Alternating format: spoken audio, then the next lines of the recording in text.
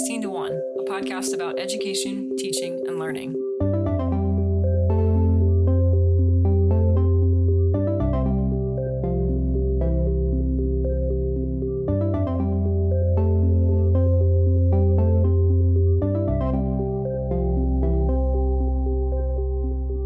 All right, ready? Let's go. Oh, you got your podcast voice on. Hi. Hello. Good evening. Hello. Welcome, friends, to another episode of 16 to 1. I hate this episode already. No, I love it. It's great. It's How are good. you? I'm doing well. How are you? Fine. I'll say fine. Fine. I'm fine. I feel fine. That's not how the song goes. I feel fine. No. It's as good as you're getting today. It's as good as you get. Is this the whole show? Yeah. Okay. Well, Doing fine. do you care to elaborate? Not great. Okay. It was a long day. Yeah. We were without water, like, randomly. Mm-hmm. So that is a bit of a problem, as you can like imagine. running water and sewer, like that kind of just water. to, like, flush your toilet kind of water. Yeah, the kind that is required to So flush then toilets. it's just like, sorry, kids. Imagine how stinky teenagers are on a normal day when there's running water and then crank it up Yeah. to 11. And so then we were just like taking turns taking students to the porta potties outside. That sounds like a fun adventure of a So- day. Welcome to public school. It's not in the job description. So that's why I'm going to say I'm fine. Okay. How about you? I'll give it to you. Well, I have Thank running you. water most of the day, so. Most. Yeah. I mean, I was out and about. Oh, okay. I was taking the dog to get a haircut. She Yeah. looks real cute. She She got does. a candy corn bandana on. Uh-huh. The cat puked on the love sack this morning. Okay. At like 6:32, I sat upright in bed, listening to the cat hork on the love sack. Hork. So that was fun. Okay. We're just kind of going through it. Yeah, but it's just been a time. It's been a time. That should have been my answer. How are you? been. No, we went to the pumpkin patch. I love the pumpkin patch. It is Yes. like That was fun. That was a highlight. It's just the best. Like, nothing makes me happier than picking out pumpkins. I mean, and then we ate Taco Bell, like which good is like, pumpkins, which I have to kind of steer you towards because you don't quite have the pumpkin eye yet. I But mean, we're I getting don't. there. I don't have the eye for You're getting there. the orange, as it were. Not just orange. Well, yeah, you're right. I guess one of the ones Well- we got was like grayish green. Oh, I like that one, the sideways one. It looks very strange, He's a but I big like it a gourd. lot. Yeah, he's Yeah. weird looking. But that was good, and it's like fun to support local. That Yeah. makes me feel good. Good, Nice. good. I wonder how much. We cannot record this late ever how again. many of the dog's mouth sounds do we just record for posterity? Good. Okay. So, what'd you pick this week? Ooh, we're going to talk about how follow the money. We're going to talk about how public schools are funded Or not? or not. Hey, maybe. Hey, maybe. We should stop Let's just defunding throw some education. pennies at this and hope it sticks. Yeah. So Great. a lot of this, we've touched on a lot of this here and there, and some of this about like sort of the breakdown of sources of funding, we actually just covered a few episodes ago in the Clear the List episode. But for the most part, public school districts again, we're talking about mostly in the U.S., but public school districts use a combination of state funds, local funds that usually come from things like property taxes, sometimes income taxes, and federal money. And I don't know if you remember this, but it at least blew my mind a little bit because the slice of the pie that comes from federal funding is very small. It's only Yes. 8%. Yes. And I just thought that was, I don't know why I think that's weird. I guess it's just, there's so much money floating around America, and I would have Is there? thought, I just would have Where thought is it? that, well, maybe it's an offshore banking Is this account one of those somewhere. things that happens because of global warming? The money evaporates. The money evaporates into the ozone. it dries up. With my mom's, with her hairspray she's been using since the 80s. Yeah, stuff is very flammable. Yeah. Oh. We talk about money like there is so much of it, and it's just like, where is it? I just feel And then, okay, so the day that Facebook went down, Oh, do you remember yeah, that yeah. fateful day? I do remember that, yes. What a great day that was. That yeah, was it one was of my just like, best you know, days. really, would it be the worst thing if it just didn't come back No, ever? I just miss Instagram. I'm still on Team Instagram, but yes. Yeah, you do like your Insta. I know. I wish they weren't associated. That was Anyways, we'll get into that. Yeah. Well, they might be forced to break them up again. That would be nice. Well, I hope to own it someday, so that's great for me. Good. So, CEO My life of goal. Instagram, you're next. Hello, Instagram. Owner and CEO of me. Instagram. You're next owner. Where was I going? The day that Facebook was down, you were thinking about money or... Oh, okay, yeah. Thank you. Great work. Can't record this late. So that day, everyone was talking about how Zuckerberg lost like tons of money. Like I think someone on Twitter, take it for what you will, said he lost like $2 billion. And everyone on Twitter was like, see, money's fake. Like, we have no concept of what it is. I think there was one tweet that I saw was like $70,000 a second. Yeah. Or something insane like that. But that kind of confirmed in my head that money is made up. Yes, money is like, where not is real. it? Like, where did it go? Now whose money is it? It's kind of fake. It kind of doesn't matter. Is it just because the stock dropped so much? Or was Facebook actually pooping money? Well, yes. Because they locked themselves out of their own business. They sure did. They. You know what? For that, they should lose some money. I agree. We say as we pay Facebook to promote our ads. So Facebook mostly... I don't think it was a stock price drop that people were saying was causing it. Was, I'm pretty sure it was the loss of ad revenue because Facebook just makes all of its money by serving up little things for people to buy. Like us. And when it can't do that for like 6 hours because they lock their own engineers out of the buildings. God, it's just a beautiful world. Yeah. Okay, well, anyways. Yeah, but anyway. Along with what you're talking about, the federal budget here, Uh-huh. I'm just like, is money real? Like, what? No, I don't think Where money do we is draw real. the line? Personally, I do not think money is real. I mean, that sounds very silly because money does have real, tangible impacts on And it physically on our exists. lives. And yes, sometimes it does physically exist. Sometimes it doesn't. Does your bank account, the dollars in your bank account, do those physically exist? Who knows? Who knows? You know, I thought for a long time that somewhere my money really sat. Oh, just like a pile of dollar bills. I thought I had like my own box or something. Your own box and of that it dollars. just- That's when you get a bank account. You rent a physical space that has dollars in it. I know when I was younger, I was definitely like, yeah, let's just go get my money out. And it was just my money that was being kept in this very secure area. It never occurred to me that it just like got shoved in with everybody else's money and my money is just a number on paper. That's cute. I'm going to think about my bank account that way from now on. It makes Chase a lot more satisfying. approachable. Yeah. It gives them a friendly face. Yeah. It makes me feel like they're they just care. like holding on to your dollars. It makes you feel what? It makes me feel like they care. Oh, they care, yeah. Mm-hmm. Well, and as soon as I got a job teaching, I knew that couldn't be true because there's not enough money for them to care about what I got. I thought you all cared. I thought and then you they cared. spit out my ATM receipt and they cough on it, and yeah, that's the only proof that I have money. Yeah. So, yeah.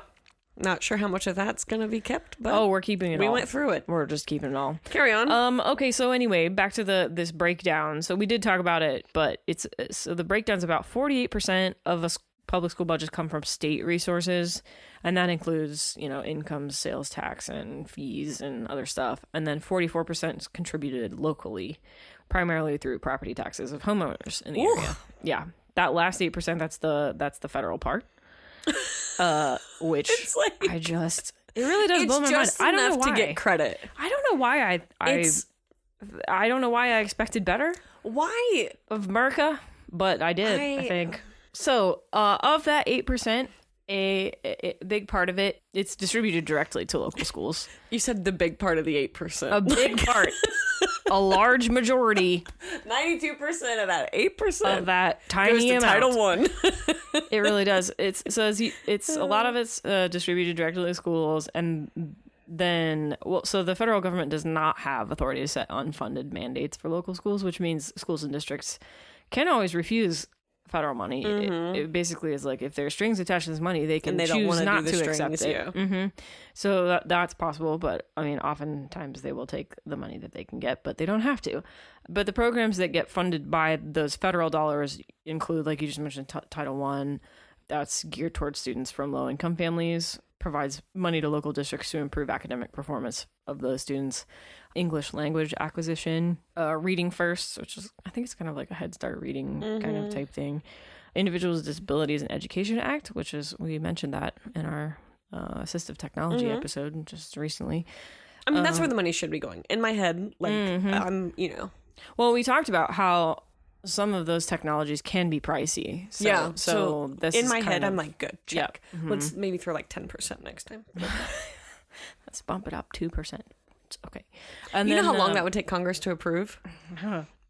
My teaching career would be over. Yeah. And then the last bit goes to improving teacher quality, grants to improve teacher quality. So, training, professional development, stuff like that. I like that. Yeah. That's good. That's less expensive. It's really expensive. It'd be it's nice. expensive to be a teacher. Like, to keep your license, it's expensive. If you could imagine if they just spent 9% instead of 8%. I mean, well, again, that's just like the slice of the pie. So what we really need is for the whole pie to get bigger. So we don't just want to increase the federal government's percent. We want to actually just increase the whole thing. But anyway. We just want to increase the payout, basically, to actual... Yeah. Okay. Yeah. So why don't you talk a little bit about... as we tend to, we zero in on Ohio because it's very familiar to us. Yeah. And so you have some notes here about the way that it has worked and how funding ties to school performance and other things like that. And then I also have some kind of very recent updates just to add on to the end of that. But I wanted to throw these notes in here about how it works in Ohio because it is reflective of the way national conversations around school funding are going. So the thing, we'll talk about it, but it's House Bill 110 that was just recently passed. The changes that are made by that, those are the kinds of changes that school districts across the country are trying to confront and deal with and figure out how to legislate in their own way. So without further ado, why don't you jump in? So this is about public schools, obviously. So that's like the only focus we really have here. But basically, public school districts in Ohio are financed with a combination of federal, state, and local funds, like we just talked about. At the state level, school districts receive funding from ODE, which is our Overlord Department of Education. Overlord Department of Education. Yes. That's what the acronym stands for. Yes, the Overlord. And then also, that's like their general revenue funds. And then the Ohio Lottery profits pays into the education system. Yes. Which we can't forget. It's very important. Yeah. Which, maybe I should buy more lottery tickets. I'm not sure that's a good Let me investment. buy my way out of this. I'm not sure. I'm giving back. You're just making that pie bigger. Okay, so at the local level, and you have a chance to get rich. Okay. Oh, when you say it like that. At the local level, though, school districts receive funding from locally levied property taxes. And then school districts can also receive funding from income taxes approved by voters. And these levies that occur, I'm speaking about my experience growing up where I grew up and also working in the district that I work at. These levies are very, very hard to pass.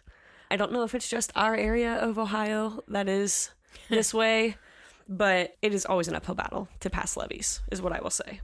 Most levies are very hard to pass. I don't actually, we probably should have looked up something about that, but I was going to say, I remember it. So the district where you teach, that's where I went to school growing up. But I remember growing up that it was easier to pass levies. And I think that it's really interesting. I think it comes and goes. Yeah, well, I think it has a lot to do with the content of the levy and what is being the funded. Politics at play. There's a lot of there are a lot of politics involved in these local, local politics can get dirty and nasty and weird quickly. The district that I grew up in, we failed a big levy so many times that when I was in middle school, we had pay to play for athletics and everything. By the time I was in high school, we had recuperated it, so we were no longer still pay to play. But even still, that school district is unable to pass levies. Yes. So they basically were able, I think it was an operating levy that they finally passed, but I could be wrong about that. But they did get it passed. Well, they got kind of the funding. And then now the levy that they're trying to pass is for the building of a new school, and it has failed. So those are the ones, that's 60, what I was about to say. I think that those ones that I remember from when I was younger, those were, I'm pretty sure, just pretty standard operating levies. And those are much easier. It's just like, hey, if you want your kids to have a good education, hey, you like your teachers? Go ahead and pass the levy so your teachers can get paid. But these other ones that become more difficult, like you just mentioned, often have new construction attached to them, or new land acquisition, or big ticket items or tearing down a school and building a new one. Those are things that are much more difficult to convince people that they should foot the bill for. So it's very difficult. It does make sense. But we'll talk in areas. Sorry, not to keep going on this, but okay. Where you grew up and where I grew up, and it's a very rural area. So that makes the land issues even more complicated. Yes, is that we're talking about families who own large portions of acreage. Yes, it could have levies can have an outsized impact on certain members of certain communities, and when like you're saying, especially rural communities where you get single landowners who have masses of land. You can imagine property taxes impact them very much differently. Yeah, from how it might impact you or me. Especially when we know that, like, generally speaking, farmers are operating at a loss. Most of them are, I should say, not all of them. But it's becoming, or it is harder and harder, right, to make your living as just a farmer. So that especially I see at play a lot. So anyways, the amount of state funds that a district receives is just based on this formula. And the formula takes into account the student enrollment and the property wealth of the district. Yeah. So this is the one, by the way, so the formula that you're talking about here that we used to use, this is one that's been held to be unconstitutional several times through Ohio. I mean, I don't know if it's the formula itself or the way that it's carried out, but whatever it is, we've been found as a state, we've been sued several times in the last couple decades about our funding distribution and, the fact that it doesn't equitably serve students. We actually have, it's kind of similar to that case, I think in Oregon it was that we talked about that one episode where it was just like, is this a fair way to serve students? And the answer also in Ohio has been no. So anyway, pick it back up. So all of these funds, along with the profits from the lottery, go to fund Ohio's 612 public school districts, the 49 joint vocational school districts, the 319 public community schools, and then 7 STEM schools on top of that. So not only are they funding all of that, but they're also taking care of the Ohio Department of Education, and that includes the funding for early childhood ed, the preschool special education, assessments, and the report card that we refuse to kill. State report card that Let's supposedly... keep funding that. It's a great indicator of a school. Yeah. It's a letter grade for your school district's supposed performance in terms of the academic achievement of students. Yeah. Okay. House Bill 110. Take it away, Chelsea. Oh, yeah. Okay. So this was amending the formula that you were just talking about. But there's a new funding model now for public schools in Ohio. And it was a pretty big issue around the time of reconciling the budget. So the state budget for this year is when everybody came together and kind of hashed this all out. But basically, there's been a push for quite a while in Ohio to find a new school funding formula. And they agreed to implement what is called the Cup-Patterson model for the next biennium. So in the next two-year budget cycle, this model, apparently, I'm not super familiar with it, but it sounds kind of interesting. It creates a base cost model that relies primarily on statewide employee compensation data and fixed staff to student ratios. These calculations in turn determine the district charter and STEM schools' base per pupil amounts, which drive the bulk of their state funding. Relative to the current base amount of $6,020 per student, the average base under the new formula, if fully implemented, rises to about $7,200 per student. The higher base amount explains the new formula's overall price tag of about $2 billion in additional state spending. So they're going to phase in this increase over a couple of years. And they also have done this thing where they're like, well, if you get tired of phasing in the increase, you don't have to keep phasing it in. So I'm not exactly sure how or why this legislation is really even binding, because you could just modify the formula whenever you feel like it. Like they've built it into the law that they can just change their minds later if they want to, which is very interesting. I suppose you probably need to do that in case some catastrophic economic event, if there's another pandemic or something, and there's a big budget shortfall. But, who knows? I just thought that was an interesting point. Yeah, that is. There's included in this new formula is an equalizing mechanism that adjusts each district's base amount to account for its property wealth and resident income, akin to the current funding formula. This is done to ensure that higher poverty districts receive more state aid than those that can raise more through local taxes. So there's always been this imbalance because of what we were just talking about, those levies and the amount of the very high percentage of funding for school districts that comes from local sources. If you can wrap your head around the issues here, a lot of them come from the fact that wealthy districts can raise a lot more money in those kinds of levy situations than, higher poverty areas. Well, yeah, and because their houses are worth more. Yeah, property taxes. Taxes that do come in are a lot higher. Yep, when we're talking about having a slice of property taxes being dedicated to school funding, if you have way higher value homes, you can see where this is going. So part of this new model was to try to address some of the imbalances that come from that kind of funding model. The new model retains various categorical funding streams that provide districts with extra aid based on pupil characteristics, like being an English language learner or a student with a disability, but it does eliminate a few smaller components, and those are like performance bonuses and K-3 literacy funding, likely in an effort to shift some money to pay for an increased base. So basically, we're just moving some things around from special programs and trying to make a more attractive and equitable model for everyone. It directly funds public charter and STEM schools, private schools, scholarships, and interdistrict open enrollment students, rather than through deductions from those districts' state funding, which I thought was pretty interesting. It's supposed to alleviate political tensions that come with funding. I welcome that. These alternative paths, eliminate distortions in the formula when choice students were included in their home district's student counts. So like open enrolled students get counted in terms, they technically live in their home districts, and then where does the funding go? Because they live there, and property taxes determine money, but they don't really go there. So yeah, that's one we deal with a lot because our open enrolled numbers are very high.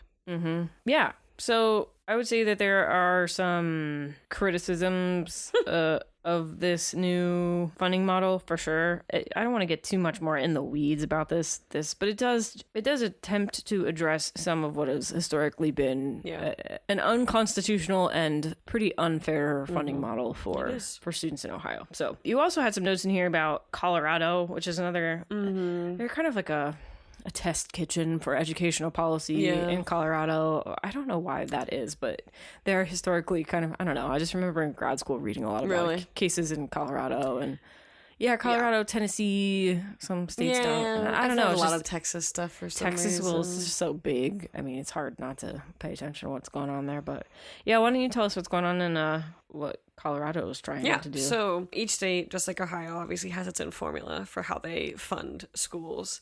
And so like we mentioned, in most states, local property tax is a majority of that funding.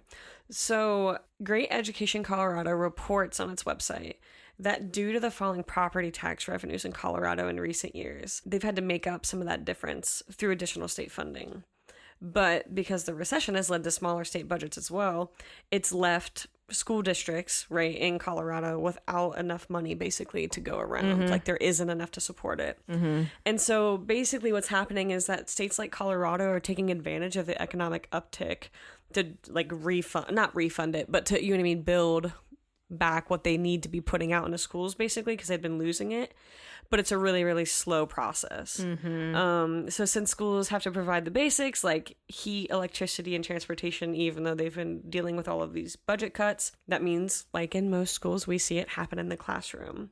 And so for like the Coloradan teachers, they're having fewer programs for students, larger class sizes, and a whole bunch of other problems that come from this funding. Interesting. And I think it's really interesting because when you think about Colorado is like one of the states that everybody moves to, it feels like. So I would like to read more about how exactly this funding works, because I'm curious to hear you say that you have found that their property values are decreasing there. I know, and that's why I was shocked as well.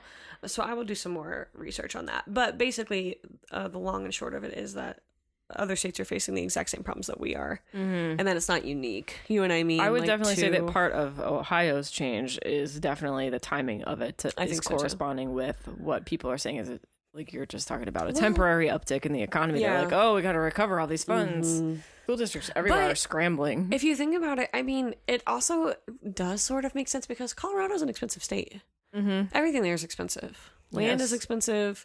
It's just, you know what I mean? So land is expensive. Things are expensive. Just things. Just things buying things in Colorado is expensive. Breathing. When you get there, it's expensive. No, but you know what I mean though? Like Ohio isn't the top of the charts, especially in the area that we live, as far as like price, right, per acreage, no, we're not. And I can think of communities in Ohio that are probably close to some of the Denver suburbs, but generally speaking are up, like the highs and lows are much different here, I guess. Do you know what I'm trying to say? Well, I feel like the cost of living there is just so much more. Yes, the cost of living is much higher. So the homes that like Well, are at like least what in and I around- live in yeah. there Yeah. would be twice as. So it's just I was it's an gonna say, interesting problem. It's not probably not true across the whole state. But my sister lives outside of Denver, and it's like it's kind of funny because my parents would sort of groan and roll their eyes because she was living outside of Denver and I was living outside of Annapolis, Maryland, and those are two of the most expensive places, cost of living wise, in the country to live. Yeah, good job, both of you. Yeah, so we both have we live in these places where the school districts are pretty well funded and taken care of. Yeah. But like you're saying, it's just, especially in school districts, budgets are always incredibly tight. And so if there is a temporary blip in the economy due to something like a pandemic or a housing crisis or whatever it is, those temporary blips, those can affect public schools much more acutely than other sectors of the economy. Yeah. And I'm thinking of like Boulder, right? Like one of the, I mean, just some of these communities are just astonishing, but it also makes you wonder if like maybe that budget wasn't as friendly as it should have been to begin with. Like, I think that's what we're seeing, right? And not like, you know, you and I have had a lot of conversations, like how do you prepare the economy for another COVID pandemic? And like, it's been like a very, I don't know, like, I feel like following that conversation has been very difficult because it's like you're faced with mom and pop places closing because they weren't planning for something like this. Yeah. So at the same time, are we doing that to our schools?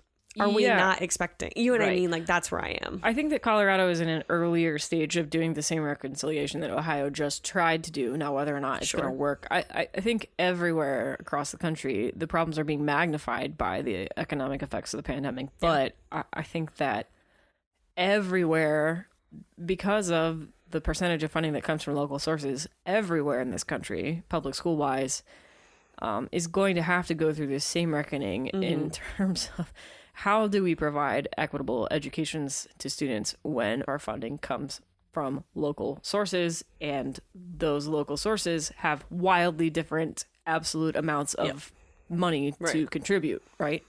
Yeah, those were just some of my thoughts as I was reading about Colorado, mostly.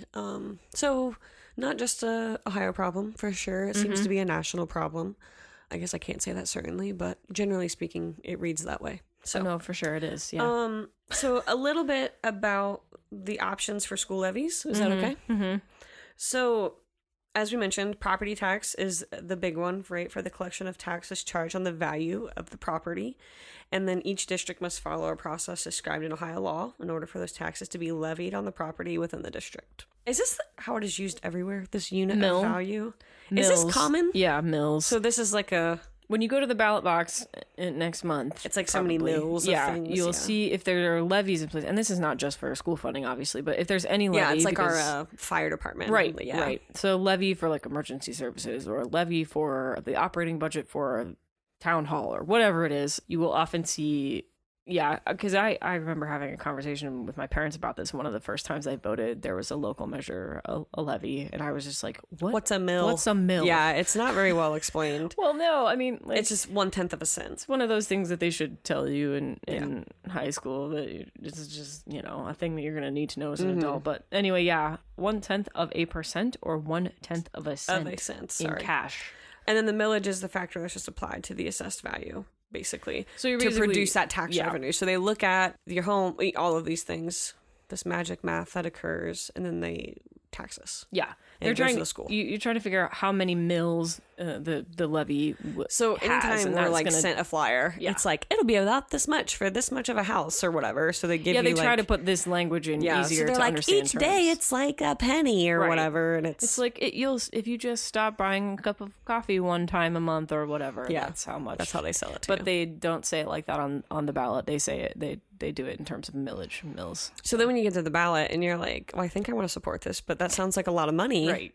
Can I afford this? Yeah, that's the other thing is that's what that language does to me. That's what I think is the bad press of it. There's a bit of a informing voters and having informed, voting, informed citizenry going on here that I think probably we should either make sure that we teach people what that means or update the language that we use on ballot initiatives, because it's not clear and people get confused and they're like, wait, that either sounds like a really tiny amount of money or a really huge amount of money. I can't tell. It's either idea. or. It is either nothing or it is everything, and that's fine. Yeah. We included the school levies at the end of this because this is where schools end up when the funding that's being provided to them isn't enough.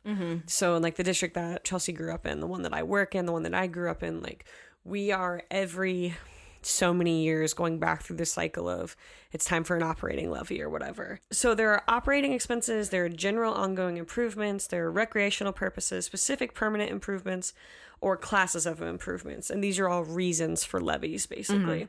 So what this means is that you could build community centers, cultural centers, school safety and security things, purchase of educational technology, the debt service for bonds issued for school construction. So like a couple of the communities that we're familiar with around here, that's what they're going through, is trying to build new schools.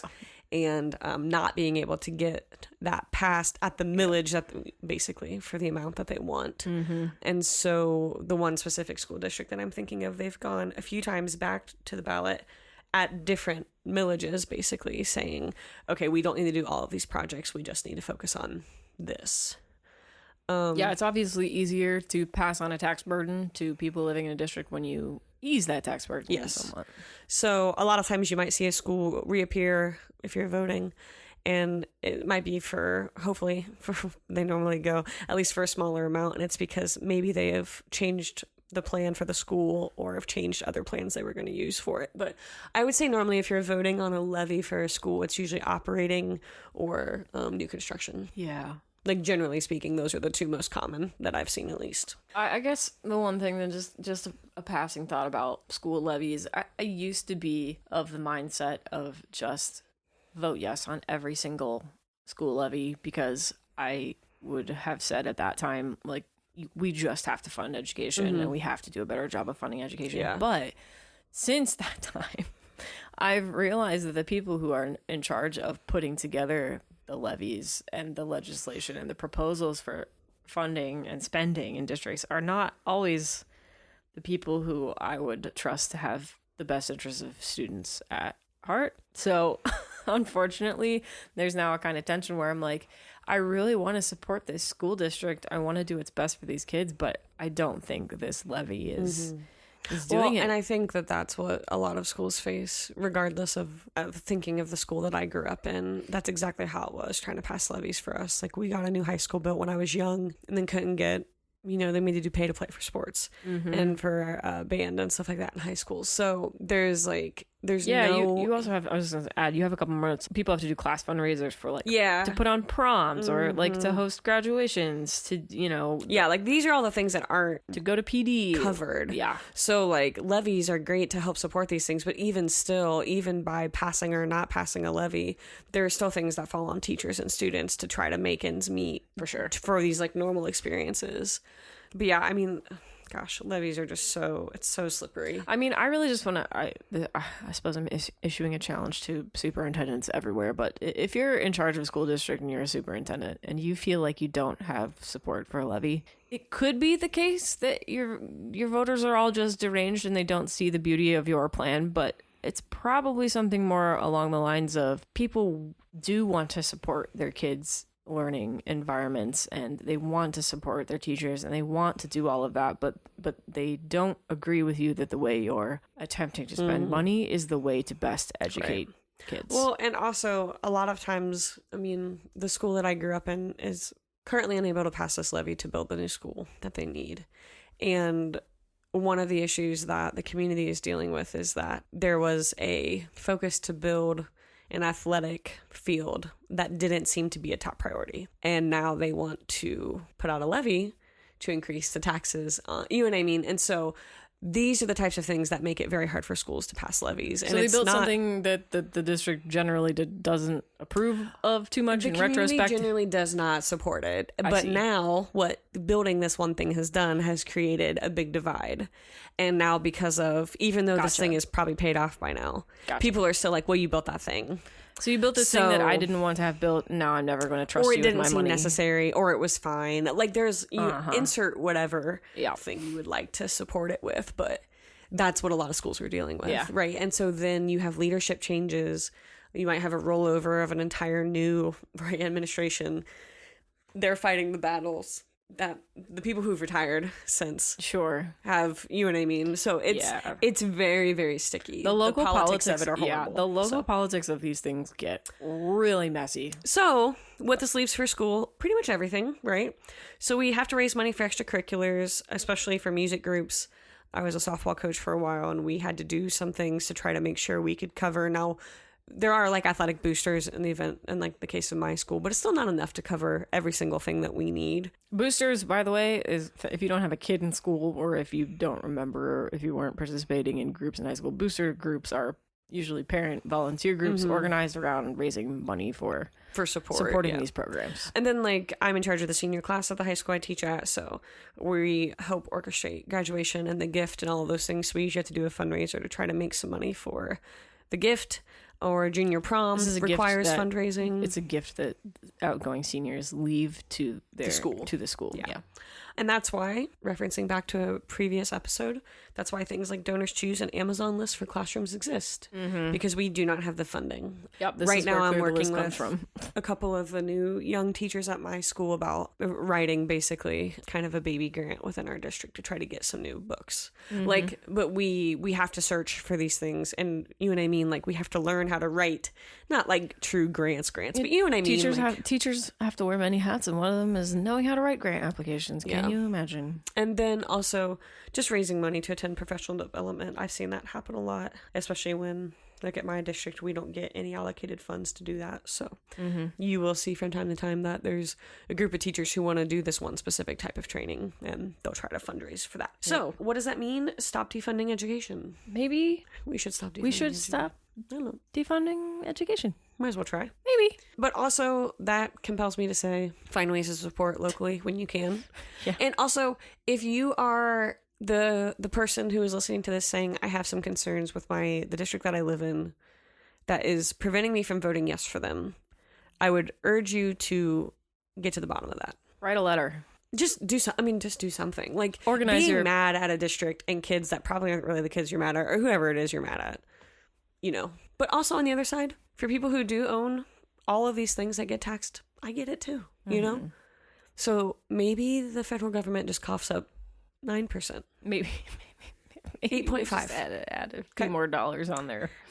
I got worked up about this one. Yeah, you're a little worked up. Do you want to do last episode's question? I would love to. Because I really want to do this episode's question, because I might squeal. Very excited about this one. This one has pictures that we're going to have to put on the website. Yeah, I'm going to have to find some that I'm allowed to. Yeah, you're going to have to post those. They're so cute. Okay, go ahead. Okay, so last episode's fill in the blank. Anne Sullivan, known most famously as being Helen Keller's teacher, is a notable alumna of this school located in Watertown, Massachusetts. The school was originally called the New England Asylum for the Blind. What is this famous school for the blind's name now? And that's Perkins School for the Blind. Yeah, they still exist. Yeah. Still in operation. Yeah. Okay, is it my turn? This is the oldest school for the blind in the country, right? Yeah. Didn't you say that? Mm-hmm. Yeah. It changed its name, but yes. Yep. All right, this episode's fill in the blank. Oh, I'm so excited. Okay, so... Are you ready? I'm ready. A famous bear was seen over the weekend. So let's just call it, for listeners of the future, early-ish October 2021. Mm-hmm. Okay. So this famous bear was seen over the weekend in Grand Teton National Park with her 4 bear cubs. Aww. This famous bear was born in 1996 and is far outliving the normal age of a grizzly, coming in at 25 years young this year. Aww. She weighs over 400 pounds. Okay. And when she stands on her hind legs, is more than 7 feet tall. She has raised more than 16 cubs and grand cubs, but has lost half of them to human errors like getting hit by cars. Aww. She has been seen by visitors to Grand Teton teaching her cubs how to hunt, how to look both ways when crossing the street, and how to avoid human interactions, even though historically she has lived very close to the roads because she's trying to avoid the male grizzlies. Oh, interesting. She has attempted to attack 2 different humans for getting too close to her young. Don't touch my babies. But she never killed them, so she escaped euthanasia. Oh, which good for her. Also contributes to her unusually old age, because by the time they've lived this long, they've usually attempted to kill somebody or have killed somebody. So yeah, particularly in high volume yes, national parks like so this. I also want to mention grizzlies are protected, so don't get mad. Okay, you can't make her a rug. But the question is, now that I've given this grizzly bear the most fascinating bio of her life, what is her name? Who is that bear, basically? She has a name. She has a Facebook page. She has a whole following. Wow. And I will, if I can get any of these pictures that I'm allowed to use, I will include one eventually, because she is a staple of the Grand Tetons.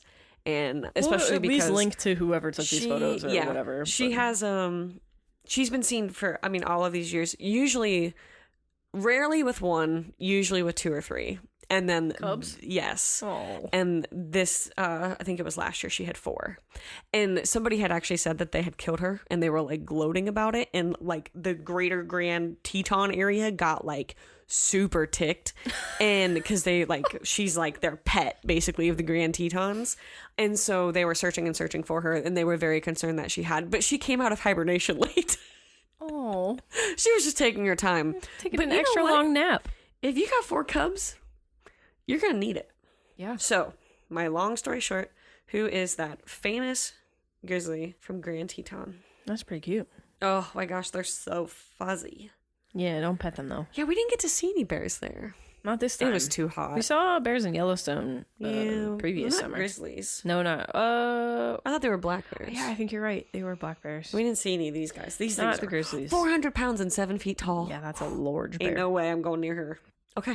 Do you want to do what you learned? Oh yeah, I'd love. We still got one more segment. One more segment, and then I'm gonna go bake cookies. Okay, sounds delicious. I can't wait for that. Okay, what I learned. Yes, I've been getting so crafty recently. Yeah, you really have. I've been doing a lot of crafts because I've been trying to get ready for a couple of different Halloween related costuming things. Yeah. So what I learned this week was how to work with this stuff called Warbler, which is basically heat moldable crafting plastic.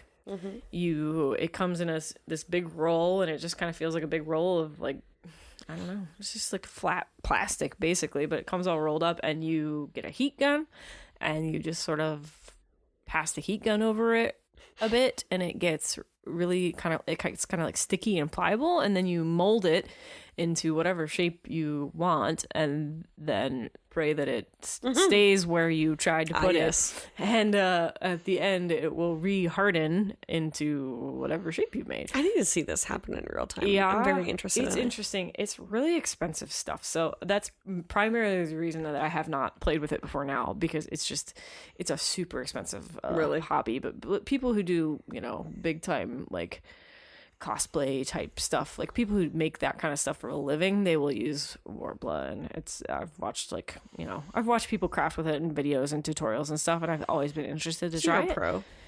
And what? So what part was that? The face shield? Yeah. I was making Kate for her costume. It requires this helmet that has a face shield, and I got her a motorcycle helmet that's all, the right like shape sort of, but it doesn't have the face shield that this helmet is supposed to have. So I made a face shield out of Warbler. So cool. And I painted it, and it was a lot of fun. I did some sewing. I did some clay bake, like multiple polymer clay baking, because I'm making Kate a dice box for our D&D campaigns, and that's I'm making it like the book from Hocus Pocus. So there's a lot of Halloweeny, crafty, spooky season and stuff going on. So that's what I learned. I learned how to use Warbler. That's pretty cool. Yeah. How about you? I was listening to My Favorite Murder, which is my favorite podcast aside from obviously ours. And they did an episode. Obviously ours. Obviously. They did an episode, pretty sure it was Georgia, was talking about this guy, William Moulton Marston. Are you familiar with him? No. Okay. I don't think so. So he's a famous psychologist, and he actually created Wonder Woman. Oh. And her lasso of truth. A psychologist. So not a comic book writer. He's a psychologist. Or is he also a comic book writer? Wait. Oh, my bad. Guess what William Moulton Marston is most well known for creating? I don't know. Don't say Wonder Woman and her lasso of truth. Okay. That would be the obvious answer. Then I will have no answer. Okay. He is most well known for creating the systolic blood pressure test. Oh. Do you know what that led to? The lie detector? The polygraph. Yes. Yeah. So his wife, Elizabeth Holloway Marston, was an attorney and a psychologist, and the two of them worked together on creating basically what would become eventually the polygraph test, which is a bit of a nightmare. It's a lasso of truth. That's the lasso of truth. So His wife, Elizabeth Holloway Marston, was part of the inspiration for Wonder Woman, as well as their other partner, Olive Byrne. Okay. And so he gave Wonder Woman the lasso of truth as a way to reflect on the emotions that play, like the emotions that work their way up as we're telling the truth. So it's kind of cool to think about, though, right? Because his whole thing was, well, their whole thing, I shouldn't say his, the work that they did, right, was to create the polygraph essentially as a way to decide what kind of reactions our body has to lying or to truth. Wow. And so I know the polygraph isn't great work. Like, I understand that. Yeah, it's not admissible as evidence. But it's interesting work to think about because I cannot stand lying. It makes me feel icky. So you probably wouldn't pass a polygraph if you were lying miserably. I would not even. They'd be like, "What's your name?" And I'd be like, "Chelsea." I mean, you probably failed just trying to tell the truth. I would. That's what I mean. Yeah. I was. Yeah. So those two. I mean, he was mostly the one who created Wonder Woman, but she's based off of his wife and their partner, Olive. And the lasso of truth is a little nod to the work that they did, but also just to. I mean, what's more powerful than Wonder Woman when she can literally hug you with her lasso and you just spill it? Like, yeah, that's a power that not a lot of them have. Interesting. So isn't that cool? Huh. I was like, as I was driving, I was like, I'm sorry. Did they just say? So then I had to go back and replay like 10 minutes of it because I was like, is this still the guy? Where did we? Yeah. How did we get here? I was so confused because I was like, polygraph, Wonder Woman. Wait a minute. Yeah. So that's what I learned. Interesting. So the lasso of truth, a psychologist and attorney, based on the polygraph. What's that? The lasso of truth is kind of based on a polygraph. Yeah. Interesting. That I would not have known that. It's kind of cool. It is kind of cool. Makes Wonder Woman way cooler. She's already top notch, but so that was kind of cool to learn because, like I said, I was like, am I hearing this? Huh. It's a good one. The more you know. The more you know. The more you know. All right. Anything else? Wrap up thoughts? Our next episode, we will be including when we will not be releasing episodes. Yes. Because holidays are coming. I believe Thanksgiving is supposed to be a release, and it will not be. And then we will also be taking off. We will confirm dates, but usually the week of Christmas. Yeah. If that is a episode week. Just because it's a little wild that time of year. We did this last year too. We're gonna be taking off 1 week for Thanksgiving, 1 week for Christmas. But we'll tell you when. Yeah, I was just mostly warning that that time is coming. So I think we have maybe 1-2 more episodes before Thanksgiving. Something like that. And then that's it. Yep. So we'll update. I think that's all I have. Time to go bake cookies. I'm ready for cookies. Okay, let's go make some cookies. This was a fun one, I think. Yeah. I'm curious to see what you keep. Oh, I'm keeping all of it. Okay, Every single thing. I'm not going to edit a word out of it.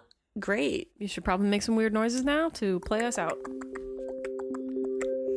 Good job. It's over. Bye. Bye.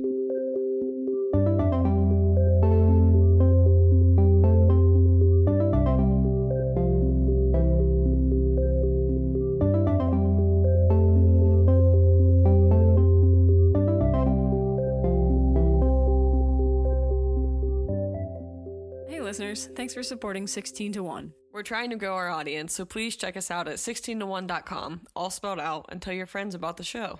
On our website, you can find links to follow us on social media, an archive of all our old episodes, and a contact form where you can get in touch. Thanks again for listening, and we'll catch you next show. It's me, Ichabod Crane.